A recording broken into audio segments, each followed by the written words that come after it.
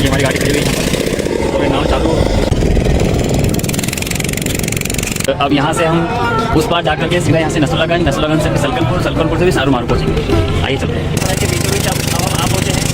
आप देख सकते हैं इतना भयंकर दृश्य यहाँ पे नर्मदा माई का।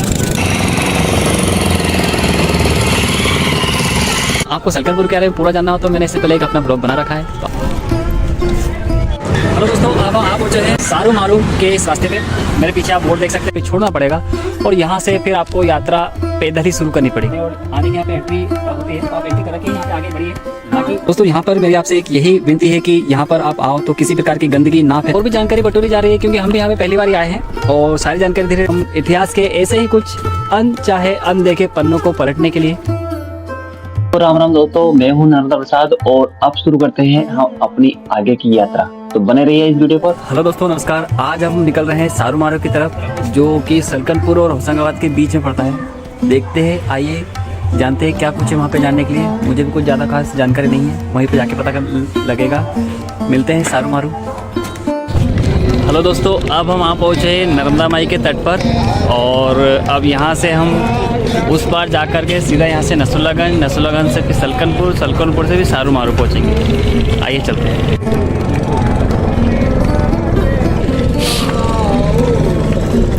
ये हमारी गाड़ी खड़ी हुई है यहाँ पर और नाव चालू स्टार्ट हो गई है बढ़ने को।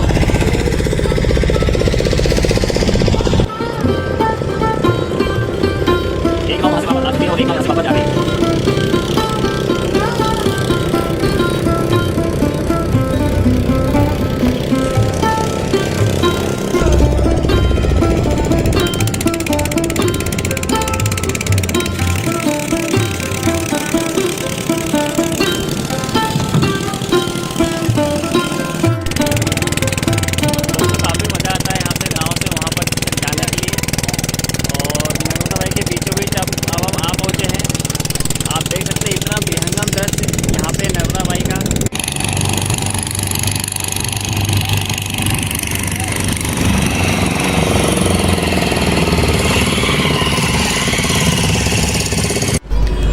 हेलो दोस्तों, सारू मारू से पहले आपको ये दिखाना चाह रहा हूँ कि यहाँ पे हम सलकनपुर पहुँच चुके हैं। सलकनपुर में काफ़ी कुछ चेंज कर दिया है। पहले का जो रास्ता था वो चेंज करके आगे से आपको एंट्री लेना है। अब काफ़ी कुछ चेंज कर दिया, बहुत कुछ पूरा चेंज कर दिया। हाँ, आपको सलकनपुर के बारे में पूरा जानना हो तो मैंने इससे पहले एक अपना ब्लॉग बना रखा है, तो आप मेरे यूट्यूब चैनल पर जा करके उस ब्लॉग को देख सकते हैं। आपको सलकनपुर के बारे में पूरी जानकारी मिल जाएगी। आप तो बने रहिए इस वीडियो पर। सलकनपुर का ये बहुत बड़ा विस्तृत प्रांगण है जो आपको सामने नजर आ रहा है। सारू मारू के इस रास्ते पे मेरे पीछे आप बोर्ड देख सकते हैं, यहाँ पे सारू मारू लिखा हुआ है। अपने को इस रास्ते पे जाना है। ये जो आता है सारू मारू जहाजपुरा गांव है, यहाँ से आपको पड़ता है। आइए हम आगे चलते हैं और देखते हैं कैसा क्या है अंदर और सारी जानकारी लेते हैं। बने रहिए इस वीडियो में।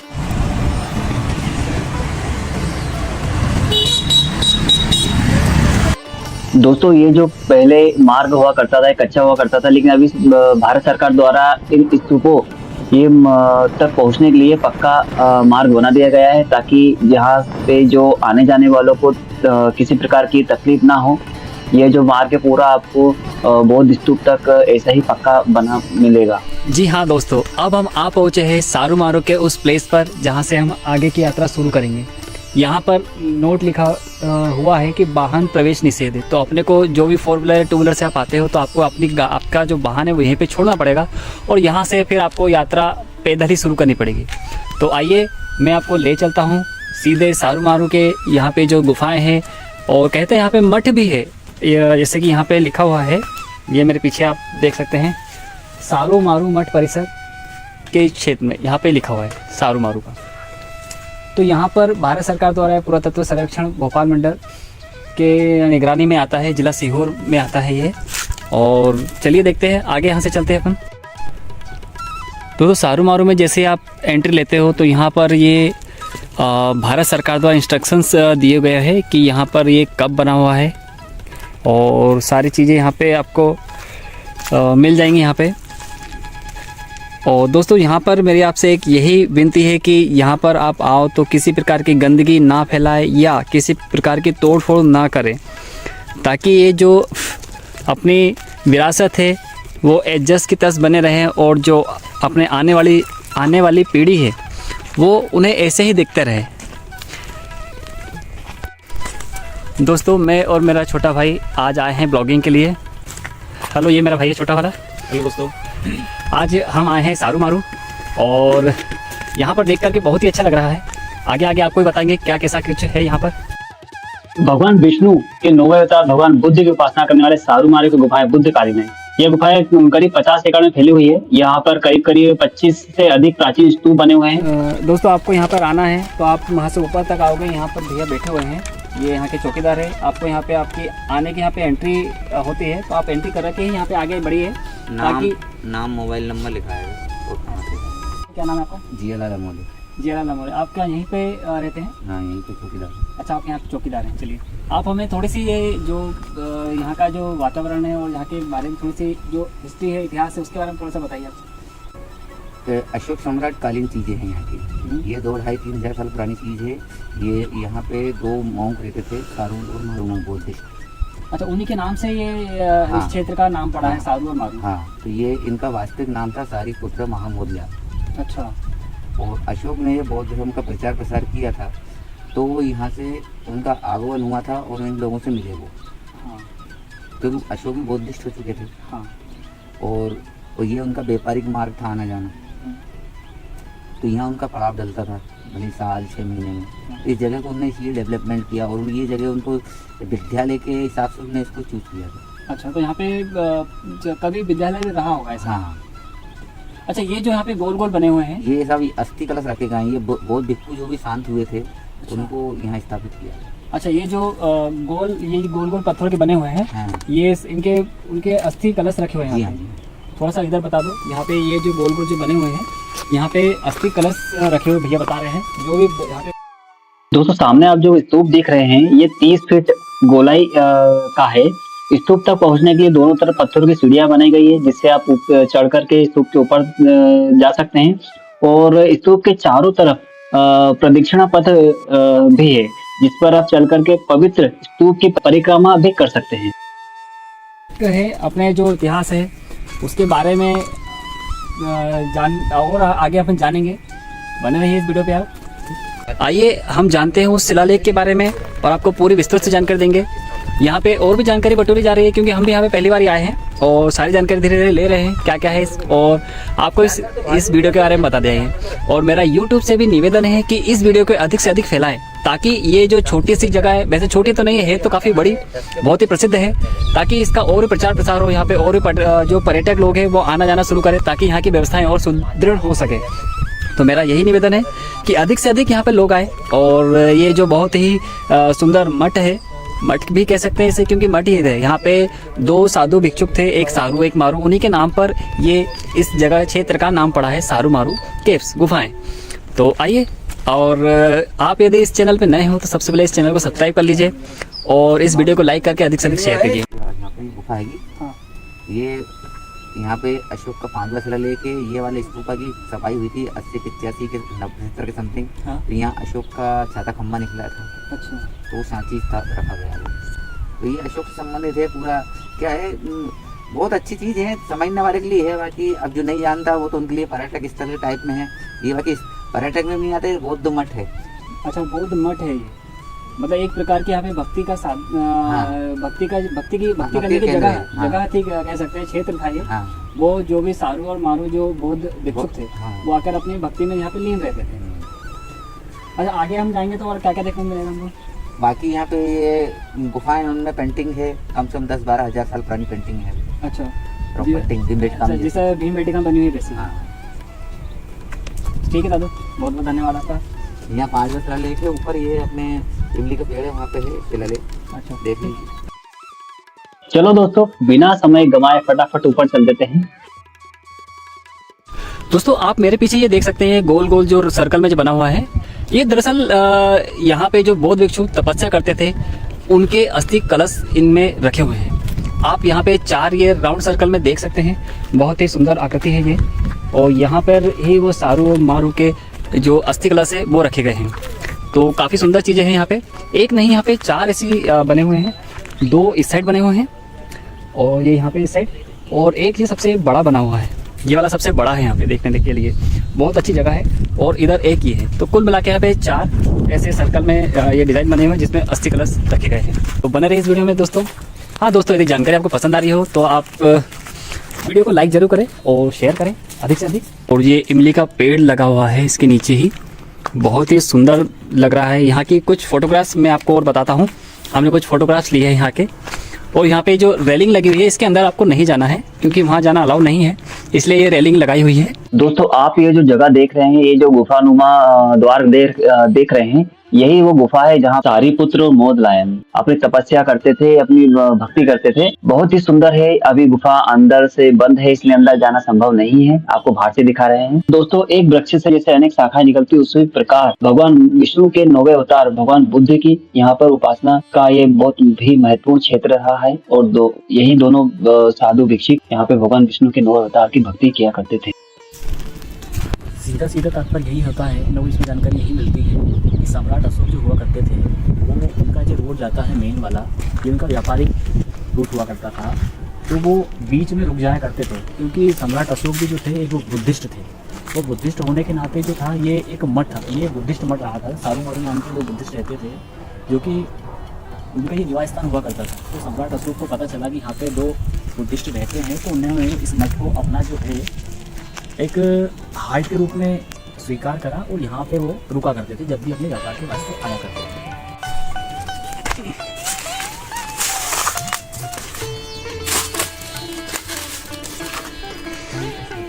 थे। दोस्तों आप जानते ही हैं कि ये जो पूरा इलाका है वो जंगली इलाका है, तो स्वाभाविक सी बात है कि रास्ते आपको ऐसे ही मिलेंगे और जो बड़े ही थोड़े से कठिनाई वाले हैं, लेकिन आगे जाके हमें अपना रास्ता मिल जाएगा, हम वापस अपने रास्ते पे हो जाएंगे।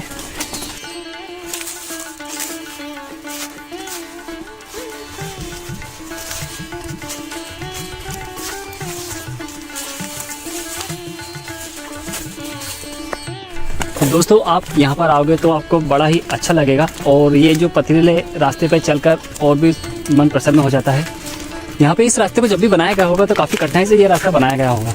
दोस्तों यहाँ से 2 रास्ते जा रहे हैं, एक जा रहा है इस साइड से, ये आपको दिखाते हैं, और एक रास्ता जा रहा है इधर ऊपर की ओर। तो इधर बताया गया था गार्ड दादा के द्वारा कि यहाँ पर ही वो शिलालेख है, सम्राट अशोक के द्वारा जो 5वां शिलालेख लिखा गया था। आपको एक चीज़ और बता देता हूँ कि शिलालेख क्यों लिखे जाते थे। दोस्तों शिलालेख जो होता था, जो कि राजा महाराजा के समय में जो उनके द्वारा कोई भी यात्रा की गई हो, जो उनके उस समय में बहुत उनके लिए कुछ यादगार बनाना चाहते हो, उस हिसाब से लिखने के लिए राजा महाराजाओं पहले है ना विशेष रूप से पत्थरों पे लिखा करते थे, जिसे शिलालेख बोला गया है। और उसी का जो मुश्किल से 12-13 जो शिलालेख हैं वो अशोक के पूरे भारतवर्ष में पाए गए हैं, तो उसी को पुरातत्व विभाग के द्वारा जो है संरक्षित रखा गया है।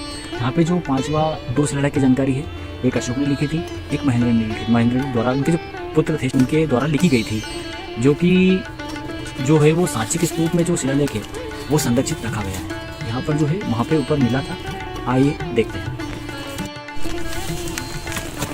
दोस्तों जंगलों के बीच में से निकल रहे थे तो ये जो कुछ घुंघरू है, कुछ पेंटों में कुछ गोखरू है, वो चिपक गए हैं इन्हें ही निकाल रहे हैं बस।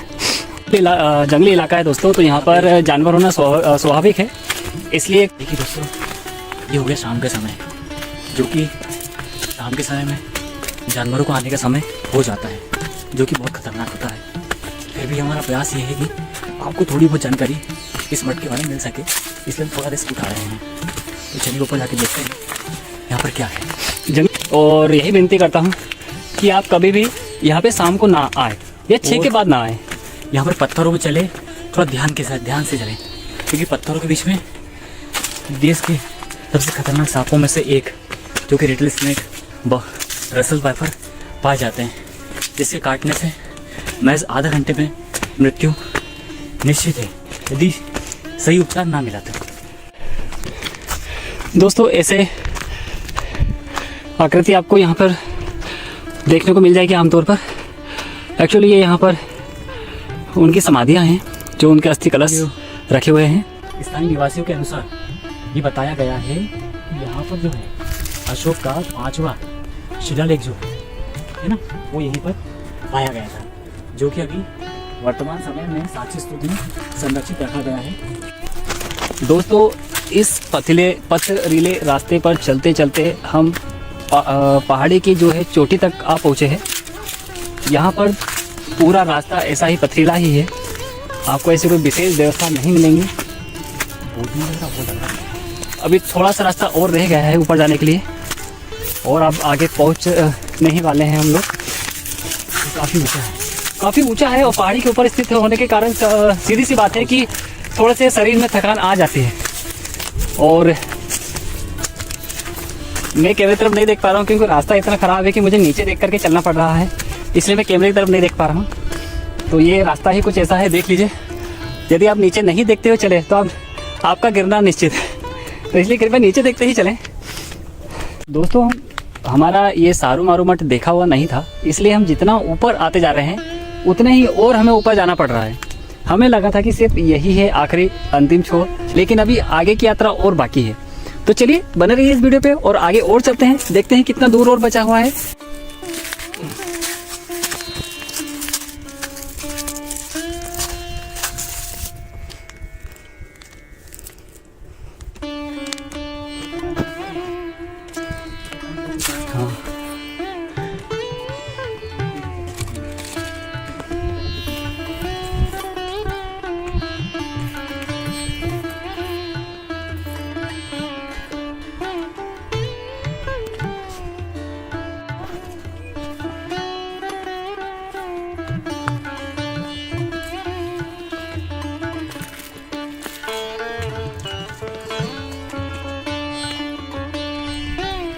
दोस्तों विंध्याचल पर्वत श्रृंखला देख लीजिए, इतना ऊपर आकर के इतना सुंदर लग रहा है।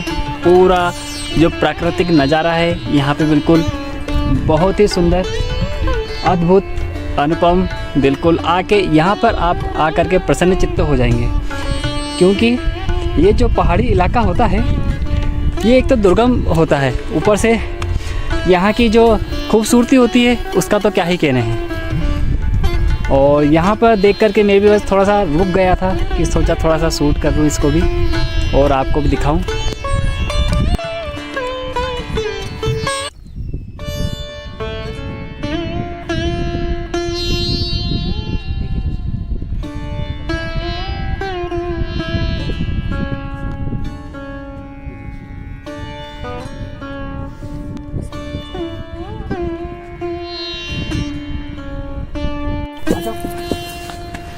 आइए दोस्तों और आगे चलते हैं और देखते हैं क्या कुछ खास जानकारी यहाँ पर।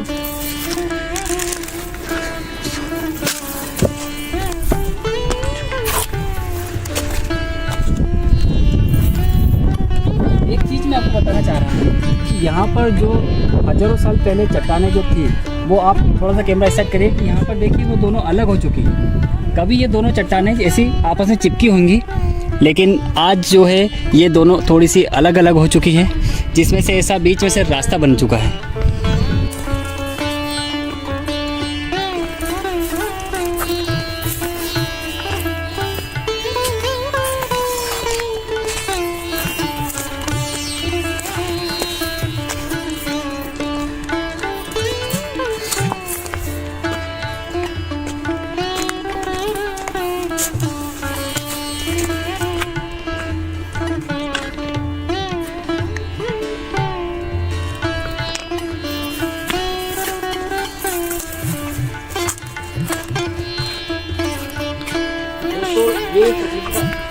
विहंगम दृश्य, प्रकृति का जो नज़ारा है वो आप भी देखिए, बहुत ही विहंगम है।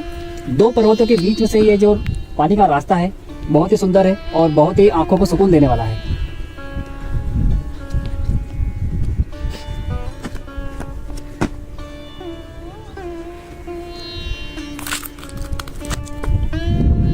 दोस्तों मेरे पीछे जो आप चट्टान देख रहे हैं ये एक के ऊपर एक ऐसी रखी हुई है, ऐसा एक पत्थर, ऐसा लगता है अपने घर में एक के ऊपर एक कुछ डब्बे वगैरह रख देते हैं, सेम उसी प्रकार ये पत्थर यहाँ पे इसके ऊपर रखा हुआ है। और ये कब नीचे गिर जाएगा इसका कोई अंदाजा भी नहीं है। तो कृपया यहाँ पर जब भी आए तो आप ऐसे जगहों पर जाने से थोड़ा बचें, ताकि जो संभावित दुर्घटनाएं हैं वो ना हो सके। ऐसे ये पत्थर देखिए, ये भी कैसा रखा हुआ है। ऐसे आपको जगह जगह पर कई ऐसे हजारों पत्थर ऐसे टिके हुए मिल जाएंगे जो कभी भी लुढ़क सकते हैं। अब हमने इधर का आपको पूरा दिखा दिया है। अब हम जा रहे हैं वापस इस साइड। तो आइए चलते हैं इधर क्या कुछ है देखने के लिए। आपको रास्ते में नीचे ही देखना पड़ेगा, क्योंकि यहाँ पर जो रास्ता है बहुत ही ख़राब है, पथरीला है, इसलिए आपको नीचे ही देख कर भी चलना है। बाई चांस यदि आपका पैर फिसला तो आप सीधे यहाँ पे नीचे गिर सकते हैं खाई में। तो इससे बचने के लिए आपको आपके जगह पर ही, आपके रास्ते पर ही आपकी निगाहें होना चाहिए। दोस्तों इस पहाड़ी की ये चट्टान को देखो, ऐसा नीचे से ऐसा रास्ता जा रहा है, नीचे से देखने में बहुत ही सुंदर है। देखिए इसके बीच में से ये जो पेड़ भी उग आए हैं, जो काफ़ी बड़े हो गए हैं। अभी हम उस चट्टान के नीचे से निकल रहे हैं, जो थोड़ी सी डरावनी होती है, क्योंकि कब वो पत्थर या वो चट्टान गिर जाए इसका कोई अंदाज़ा नहीं रहता है। इसलिए मेरी बार बार आपसे ये गुजारिश है कि अभी आप यहाँ पे चल रहे हैं तो थोड़ा सा संभल कर चलें और किसी प्रकार का कोई रिस्क ना लें, क्योंकि ये प्रकृति है, किसी को क्षमा नहीं करती है, सेकंड चांस नहीं देती है।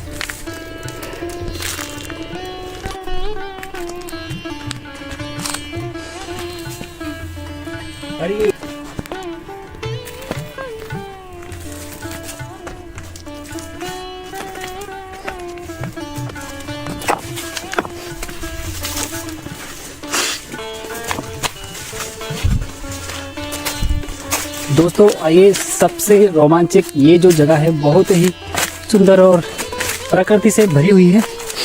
ये देखिए यहाँ पर ये पहाड़ियों के बीच में ये जो जगह वो बची हुई है, बहुत ही सुंदर ये जगह है। मैं आपको अंदर जाके भी दिखाता हूँ। दोस्तों इस गुफा में आप ये जो सामने शैल चित्र देख रहे हैं, ये भी 3 से 4 हजार साल पुराने हैं। ये हाथी के ऊपर एक व्यक्ति भालानुमा चीज लिए हुए बैठा हुआ है। ये शैल चित्र आज भी जस की तस बने हुए हैं, और जैसा कि भीमबेटका में आप शैल चित्र देखते हैं, उसी प्रकार ठीक इस गुफा में भी ऐसे ही शैल चित्र बने हुए हैं। समय के साथ साथ कुछ शैल चित्र यहाँ के धुंधले से पड़ गए हैं, लेकिन आज भी स्पष्ट देखे जा सकते हैं। हाँ दोस्तों, भीमबेटका के बारे में यदि आपको पूरी जानकारी लेना है तो मैंने अपने इस चैनल पर भीमबेटका का वो ब्लॉग बना करके डाल रखा है। आप मेरे चैनल पे जा करके उस ब्लॉग को देख सकते हैं और भीमबेटका के बारे में पूरी जानकारी ले सकते हैं। दोस्तों आप ये जो नीचे जो छत देख रहे हैं, यहीं पे उस समय जितने भी साधु भिक्षुक हुआ करते थे, यहीं पे बैठ करके वो अपनी पाठशाला लगाया करते थे, या जो अपने तप का जो साधन हुआ करता था वो यहीं पर ही आकर के अपने तप की जो उपासना है वो इसी छत के नीचे बैठ के किया करते थे। ऐसे ही जानकारी हमें यहाँ से प्राप्त हुई है। वैसे भी देखने में ये जो प्रांगण है बहुत ही बड़ा है, और आगे देखते ही लगता है कि यहाँ पर वाकई में उस समय पाठशाला लगती होगी। आप भी इस छत की भव्यता को देखकर लगा सकते हैं कि इस छत के नीचे एक बार में 200 से लेकर 400 लोग आसानी से आ सकते हैं। यहाँ पे थोड़ा सा हम सिर्फ दोनों ही अकेले हैं और कोई नहीं है, और आसपास यदि कोई जानवर भी होगा तो हमें बिल्कुल भी उसका अंदाज़ा नहीं है। और बहुत ही खतरनाक यहाँ का ये जो रास्ता है, आप जब भी आए संभल कर चलें, किसी प्रकार का कोई रिस्क ना लें।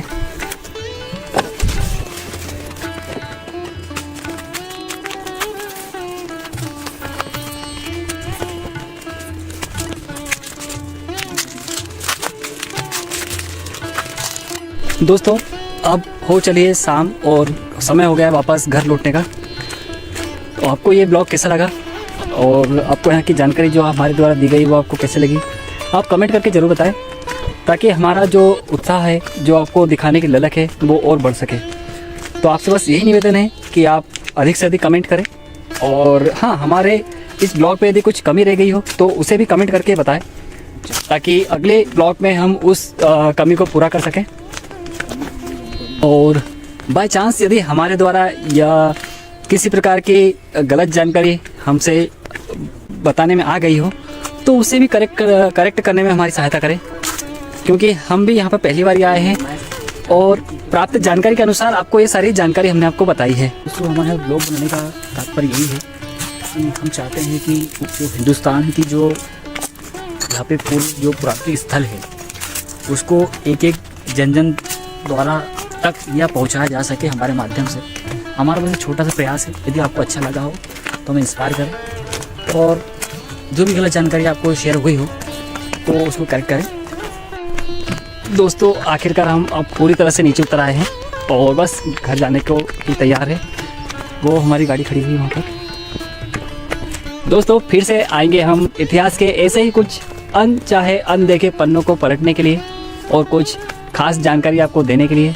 ऐसी जानकारी जो दब जाती है और फिर बाद में सामने नहीं आ पाती है, उन्हीं चीज़ों को उजागर करने के लिए ये हमारा छोटा सा प्रयास रहा।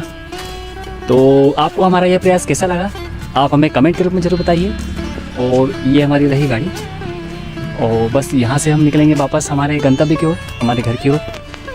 तो इस चैनल पे आप यदि नए हो तो सबसे पहले इसे सब्सक्राइब कर लीजिए और इस वीडियो को लाइक करके अधिक से अधिक शेयर कीजिए और बने रहिए इस वीडियो पे। जय श्री राम।